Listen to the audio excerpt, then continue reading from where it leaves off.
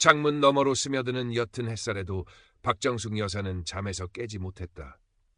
72해의 세월이 내려앉은 얼굴에는 깊은 시름이 그림자처럼 드리워져 있었다.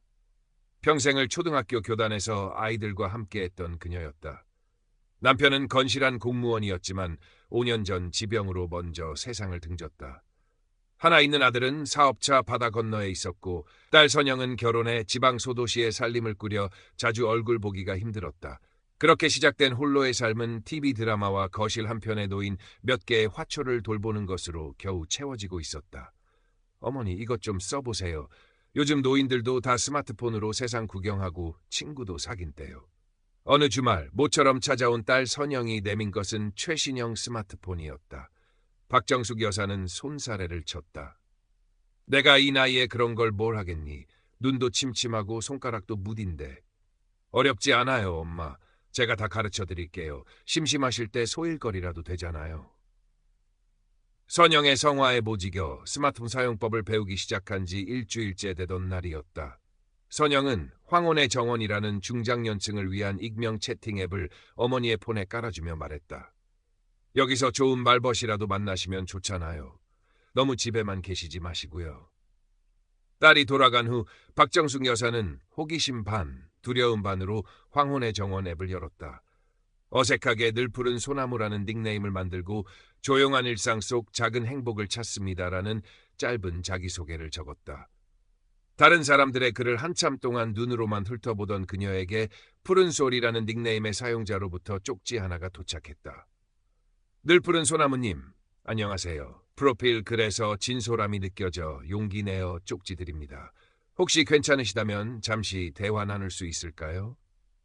박정숙 여사의 가슴이 얼마만인지 모르게 살짝 두근거렸다. 푸른 소울과의 대화는 예상외로 편안하고 즐거웠다. 그는 자신을 50대 후반의 사업가로 현재는 사업차 베트남 호치민에 머무르고 있다고 했다. 아내와는 오래전 사별했고 두 자녀는 모두 미국 명문대에 유학 중이라고 했다. 그는 박정숙 여사의 프로필 글에서 느껴지는 지혜와 삶의 연륜에 깊은 존경심을 표했다. 매일 아침이면 오늘도 평안한 하루 보내십시오. 소나무님이라는 다정한 안부 인사와 함께 아름다운 시 한 구절이나 베트남의 이국적인 풍경 사진을 보내왔다. 박정숙 여사는 처음 며칠간은 경계심을 늦추지 않았다. 익명의 공간에서 만난 낯선 사람에게 쉽게 마음을 열 수 없었다. 하지만 푸른 솔은 조급해하거나 부담을 주지 않으며 매일 꾸준히 진심 어린 메시지를 보내왔다. 그의 메시지에는 가식이 느껴지지 않았다. 오히려 그의 글에서는 따뜻함과 함께 어딘지 모를 외로움이 묻어나왔다. 어쩌면 자신과 비슷한 처지의 사람일지도 모른다는 생각에 박정숙 여사는 조금씩 마음의 빗장을 풀기 시작했다.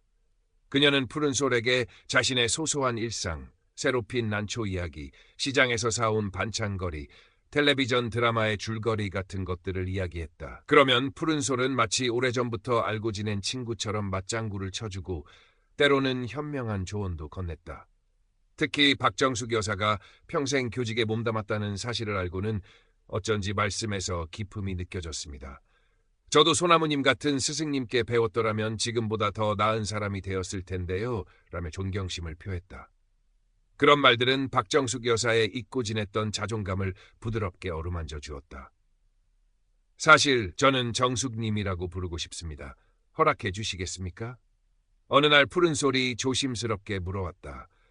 박정숙 여사는 잠시 망설였지만 이내 작게 고개를 끄덕였다. 그 후로 그는 그녀를 정숙님이라 불렀고 그녀는 그를 수혁씨라고 불렀다. 최수혁, 그것이 푸른 솔이 밝힌 자신의 이름이었다. 최수혁은 박정숙 여사의 삶에 잔잔한 파문을 일으켰다. 아침에 눈을 뜨면 그의 메시지가 와 있는지 확인하는 것이 첫 번째 일과가 되었고 그의 답장을 기다리는 시간은 소녀처럼 설레었다. 그와의 대화는 단조롭던 일상에 생기를 불어넣었고 깊은 밤 홀로 깨어있을 때 느끼던 사무치는 외로움도 조금씩 옅어지는 듯했다. 그녀는 수십 년 만에 누군가에게 마음을 터놓고 이야기하는 기쁨을 맛보고 있었다. 가끔씩 최수혁은 자신의 사업 이야기나 베트남에서의 생활에 대해 들려주었다. 어려운 환경 속에서도 굴하지 않고 성공을 일궈낸 그의 이야기는 박정숙 여사에게 깊은 인상을 남겼다. 그는 고난과 역경을 헤쳐온 강인한 사업가이면서도 동시에 따뜻한 마음과 섬세한 감성을 지닌 사람처럼 보였다. 2달쯤 지났을까 최수혁은 영상통화를 제안했다. 박정숙 여사는 당황했지만 한편으로는 그의 얼굴을 보고 싶다는 생각도 들었다. 떨리는 마음으로 수락 버튼을 눌렀다. 화면에 나타난 그는 그녀가 상상했던 것보다 훨씬 더 중후하고 매력적인 모습이었다. 희끗희끗한 머리칼에 지적인 안경, 부드러운 미소는 신뢰감을 주기에 충분했다. 그는 화면 너머의 박정숙 여사를 향해 정숙님, 이렇게라도 뵙게 되어 정말 반갑습니다. 생각했던 것보다 훨씬 더 고우십니다라며 찬사를 보냈다. 짧은 영상 통화였지만 박정숙 여사는 최수혁에 대한 믿음이 한층 더 깊어지는 것을 느꼈다. 그는 자신이 보내온 사진 속 인물과 다르지 않았다. 시간이 흐를수록 박정숙 여사는 최수혁에게 정서적으로 깊이 의존하게 되었다. 그는 단순한 말벗을 넘어 삶의 기쁨이자 위안이 되었다. 최수혁은 종종 한국에 돌아가면 가장 먼저 정숙님을 찾아뵙겠습니다. 그리고 함께 남은 인생을 설계하고 싶습니다. 정숙님만 허락하신다면 저는 정숙님의 곁을 평생 지키고 싶습니다라는 말을 하곤 했다. 그런 말을 들을 때마다 박정숙 여사의 뺨은 소녀처럼 붉어졌고 가슴 한구석에서는 잊고 지냈던 로맨스가 피어오르는 듯했다. 그녀는 최수혁과 함께할 미래를 상상하며 남몰래 미소 짓기도 했다. 어느 날 최수혁은 다급한 목소리로 박정숙 여사에게 전화를 걸어왔다. 평소에 차분하고 여유로운 모습과는 전혀 달랐다. 정숙님, 정말 죄송합니다만 제가 지금 큰 위기에 처했습니다. 베트남에서 진행 중이던 대규모 건설 프로젝트에서 현지 협력업체의 부도로 인해 긴급하게 자금이 필요하게 되었습니다. 당장 이번 주 안으로 300만 원을 해결하지 못하면 제 모든 사업이 물거품이 될 위기입니다. 박정숙 여사는 가슴이 철렁 내려앉았다. 늘 당당하고 자신감 넘치던 그의 목소리에서 절박함이 묻어나왔다. 아니, 수혁 씨, 그게 무슨 말씀이세요? 제가 뭘 도와드릴 수 있을까요? 정숙님, 정말 면목 없습니다. 하지만 지금 제가 기댈 곳은 정숙님밖에 없습니다. 현지 은행 시스템 문제로 당장 자금 인출이 어렵습니다. 혹시 300만 원만 빌려주실 수 없을까요? 이 위기만 넘기면 한국으로 돌아가서 정숙님께 몇 배로 갚겠습니다. 제 모든 것을 걸고 약속드립니다. 300만 원은 박정숙 여사에게 적은 돈이 아니었다. 하지만 그녀는 망설이지 않았다. 지금 이 순간 자신이 사랑하는 사람, 그녀는 어느새 최수혁을 그렇게 생각하고 있었다. 이 절박한 위기에 처해 있는데 어찌 모른 척할 수 있겠는가. 알겠습니다, 수혁 씨. 제가 어떻게 보내드리면 될까요? 정말 감사합니다, 정숙님. 이 은혜는 평생 잊지 않겠습니다. 최수혁이 알려준 계좌번호로 돈을 송금하고 난 뒤 박정숙 여사는 왠지 모를 뿌듯함과 함께 불안감을 느꼈다. 하지만 곧 그가 얼마나 다급했으면 나에게까지 부탁했을까. 내가 그의 마지막 희망이었을 거야라며 스스로를 위안했다. 최수혁은 돈을 받자마자 눈물 어린 목소리로 감사 인사를 전해왔고 역시 정숙님은 제 인생의 은인이십니다라는 말을 몇 번이고 반복했다. 그것이 시작이었다. 첫 번째 송금 이후 최수혁의 금전 요구는 교묘하고 집요하게 이어졌다. 처음에는 급한 불만 끄면 된다던 것이 프로젝트를 정상화시키려면 추가 자금이 필요하다. 갑작스러운 세관 문제로 벌금을 내야 한다. 현지에서 중요한 파트너에게 접대할 비용이 부족하다 등 이유는 끝없이 만들어졌다. 심지어 어느 날에는 제가 과로로 쓰러져 병원에 입원했는데 당장 병원비가 없다며 울먹이기까지 했다. 박정숙 여사는 매번 갈등했지만 결국에는 그의 요구를 들어주었다. 이미 너무 많은 돈이 그에게 흘러 들어갔고 이제 와서 발을 빼기에는 너무 늦었다는 생각도 들었다. 무엇보다 그가 약속한 함께할 미래에 대한 희망을 버릴 수가 없었다. 그녀는 평생 아껴 모았던 자신의 노후 자금은 물론 남편이 남긴 얼마 되지 않는 유산까지 최수혁에게 송금했다. 딸 선영이나 이웃 박씨 할머니에게는 차마 사실대로 말하지 못하고 아는 사람 사업에 잠시 투자하는 것이라거나 급하게 돈이 필요하다고 해서 빌려준 것이라고 둘러댔다. 최수혁에게 보낸 돈이 수천만 원을 훌쩍 넘어가면서 박정숙 여사의 통장 잔고는 바닥을 드러내기 시작했다. 그녀는 밤마다 잠을 이루지 못하고 뒤척였다. 정말 괜찮을까? 수혁 씨는 약속대로 한국에 돌아올 수 있을까? 이 모든 것이 혹시 잘못된 것은 아닐까? 꼬리에 꼬리를 부는 의심과 불안감이 그녀를 짓눌렀다. 하지만 다음 날 아침이면 어김없이 도착하는 최수혁의 다정한 메시지는 그녀의 불안감을 잠시나마 잊게 해주었고 모든 것이 잘 될 거야라는 헛된 희망을 다시 품게 만들었다. 그러던 어느 주말 이웃에 사는 박씨 할머니가 반찬거리를 들고 박정숙 여사의 집을 찾았다. 박씨 할머니는 시장에서 평생 장사를 해온 터라 눈치가 빠르고 세상 물정에 밝은 사람이었다. 아이고, 정숙 씨, 요즘 통 얼굴 보기가 힘드네. 안색도 영 안 좋아 보이고 혹시 무슨 걱정거리라도 있는 거 아니야? 박정숙 여사는 애써 웃으며 괜찮다고 했지만 박씨 할머니는 의심의 눈초리를 거두지 않았다. 요즘 통 전화기도 붙들고 살고 가끔 보면 얼굴이 하얗게 질려 있던데 내가 괜한 참견인지는 모르겠지만 혹시라도 누구한테 돈이라도 떼인 거 아니지. 요즘 세상이 험해서 별의별 놈들이 다 있다던데. 박정숙 여사는 가슴이 뜨끔했지만 별일 아니에요, 언니. 그냥 신경 쓸 일이 좀 있어서 그래요, 라며 얼버무렸다. 하지만 박씨 할머니의 말은 그녀의 마음속에 작은 돌멩이 하나를 던져놓았다. 최수혁의 한국 귀국 예정일은 벌써 3번째나 미뤄지고 있었다. 이번에는 베트남 현지에서 갑작스러운 전염병이 돌아 출국이 금지되었다는 것이 이유였다. 박정숙 여사는 실망감을 감추지 못하고 그에게 따지듯 물었다. 수혁 씨, 도대체 언제쯤이면 얼굴을 볼 수 있는 건가요? 제발 솔직하게 말씀해 주세요. 저도 이제 지쳐갑니다. 최수혁은 평소와 달리 냉담한 목소리로 대답했다. 정숙님, 지금 저를 의심하시는 겁니까?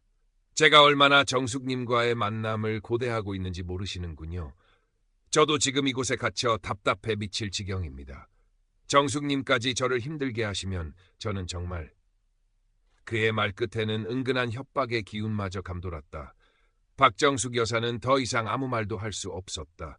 자신이 그에게 너무 많은 것을 걸어버렸다는 사실을, 그리고 이제는 돌이킬 수 없는 강을 건너고 있다는 불길한 예감을 떨쳐버릴 수 없었다.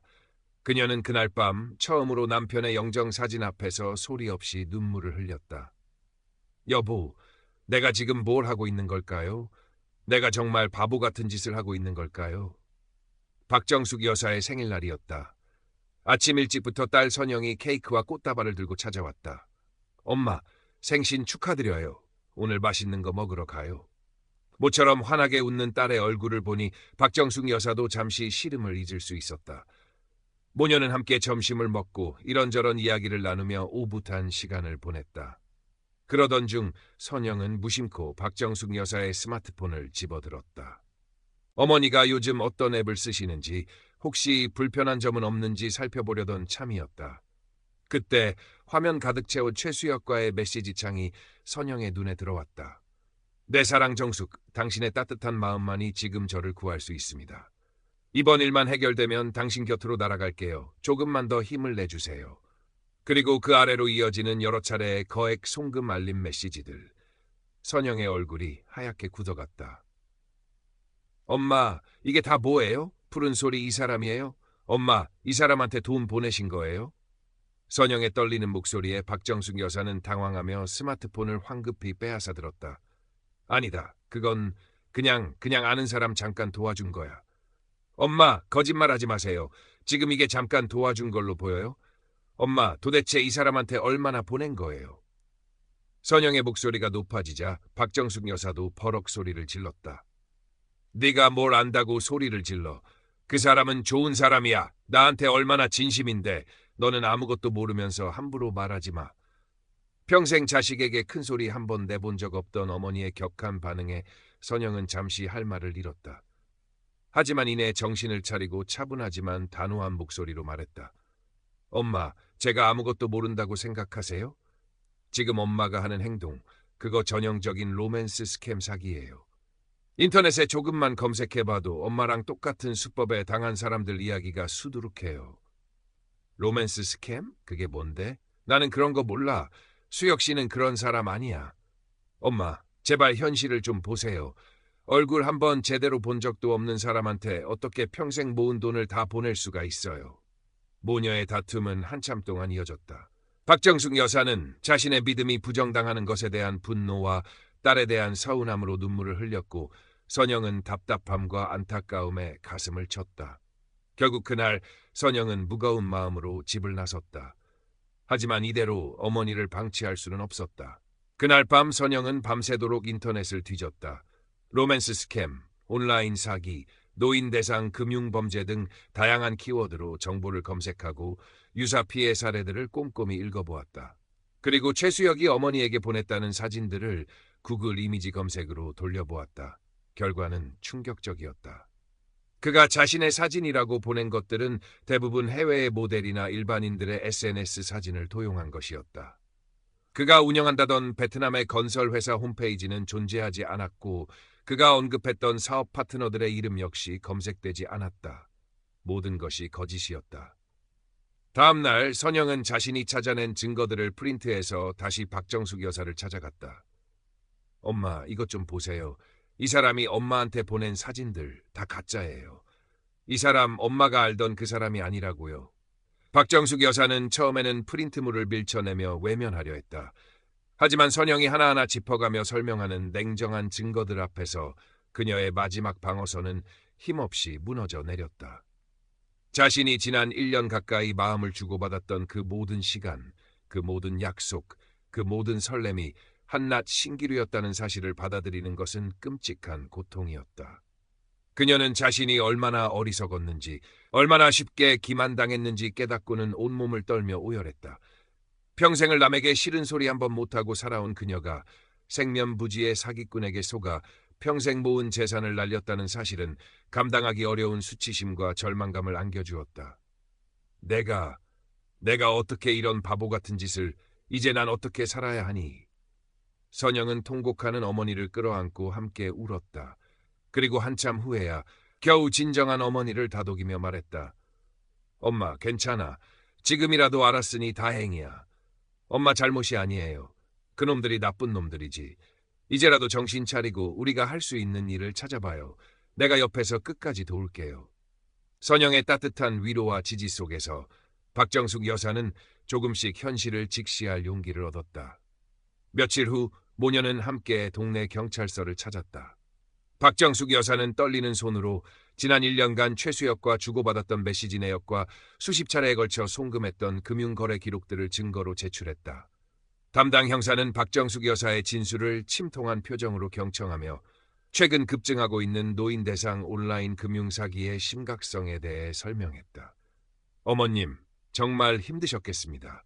저희가 최선을 다해 수사하겠지만 솔직히 말씀드리면 이런 종류의 범죄는 범인을 특정하고 피해액을 회수하기가 매우 어렵습니다. 대부분 대포통장을 사용하고 해외 IP를 이용하기 때문에 추적이 쉽지 않습니다. 형사의 말은 박정숙 여사에게 또 한 번의 절망감을 안겨주었지만 그녀는 이미 마음을 굳힌 뒤였다. 돈을 되찾지 못하더라도 그 악랄한 사기꾼이 또 다른 피해자를 만들지 못하도록 막아야 했다. 경찰 수사는 예상대로 지지부진했다. 최수혁이 사용한 계좌는 이미 지급 정지된 대포통장이었고 그가 접속한 IP 주소는 여러 국가를 경유하는 가상 사설망을 사용한 탓에 실제 위치를 파악하기 어려웠다. 푸른솔 최수혁은 마치 연기처럼 사라져버렸다. 박정숙 여사는 깊은 상실감과 우울증으로 한동안 외부와의 연락을 끊고 집안에만 틀어박혀 지냈다. 식사도 제대로 하지 못하고 밤에는 악몽에 시달렸다. 평생을 정직하고 성실하게 살아온 자신이 어쩌다 이런 끔찍한 일에 휘말리게 되었는지 자책감과 무력감에 휩싸여 하루하루를 보내는 것이 고통스러웠다. 그런 어머니를 곁에서 지켜보는 선영의 마음도 편치 않았다. 선영은 직장에 휴가를 내고 어머니 곁을 지키며 식사를 챙기고 말벗이 되어주었다. 주말이면 함께 가까운 공원으로 산책을 나가 햇볕을 쬐게 하고 어머니가 좋아하는 옛날 노래를 틀어주기도 했다. 이웃 박씨 할머니도 매일같이 들러 박정숙 여사의 손을 잡고 위로의 말을 건넸다. 정숙 씨, 너무 자책하지 마. 요즘 세상에 그런 사기꾼들이 얼마나 많은데 나라고 안 당하리라는 법 있나. 중요한 건 이제라도 알았으니 다시는 그런 놈들한테 안 속으면 되는 거야. 그리고 자네 옆에는 이렇게 예쁜 딸이 있지 않나. 주변 사람들의 따뜻한 관심과 보살핌 속에서 박정숙 여사의 얼어붙었던 마음도 조금씩 녹아내리기 시작했다. 그녀는 자신이 혼자가 아니라는 사실을 깨달았고 이 절망 속에서도 살아가야 할 이유를 조금씩 찾아가고 있었다. 어느 해맑은 봄날 아침이었다. 박정숙 여사는 여느 때보다 조금 일찍 잠에서 깼다. 창문으로 스며드는 따스한 햇살이 방안을 가득 채우고 있었다. 그녀는 침대에서 일어나 한참 동안 창밖을 바라보았다. 아파트 화단에는 어느새 노란 개나리가 활짝 피어 있었고 이름 모를 새들이 지저귀는 소리가 정겹게 들려왔다. 그녀는 천천히 거실로 나와 자신의 스마트폰을 집어들었다. 그리고 한동안 망설임 없이 화면을 응시하다가 황혼의 정원 앱 아이콘을 길게 눌러 삭제 버튼을 눌렀다. 이 앱을 삭제하시겠습니까? 라는 확인 메시지가 떴지만 그녀는 더 이상 주저하지 않았다. 후련함과 동시에 약간의 씁쓸함이 밀려왔다. 그리고는 베란다로 나가 먼지가 뽀얗게 쌓인 남편의 낡은 사진 액자를 물끄러미 바라보았다. 사진 속 남편은 언제나처럼 인자한 미소를 띠고 있었다. 그녀는 마른 수건으로 액자를 정성껏 닦으며 나지막이 속삭였다. 여보, 저 이제 괜찮아요. 당신이 하늘에서 너무 걱정하지 않았으면 좋겠어요. 저 다시 한번 잘 살아볼게요. 그때 초인종 소리가 울렸다. 선영이었다. 딸의 손에는 작은 난 화분 하나가 들려 있었다. 엄마, 이거 엄마 드리려고 사왔어요. 예쁘죠? 엄마가 좋아하는 호접란이에요. 박정숙 여사는 활짝 핀 보랏빛 호접란을 받아들고는 희미하게 미소 지었다. 시들었던 거실의 화분들 사이에 새로운 생기가 더해지는 순간이었다. 고맙다, 선영아. 그녀는 딸이 사온 난 화분을 햇볕이 가장 잘 드는 창가에 놓았다. 그리고 아주 오랜만에 가슴 깊은 곳에서부터 차오르는 숨을 천천히 내쉬었다. 아직 세상에는 따뜻한 햇살이 존재하고 있었고 그 햇살 아래 새롭게 피어날 작은 희망이 그녀의 마음속에도 아주 조금씩 그러나 분명하게 자라나고 있었다. 로맨스 스캠의 상처는 그녀의 삶에 깊은 흔적을 남겼지만 그 상처 위로 새로운 삶의 의지가 새살처럼 돋아나고 있는 것이었다.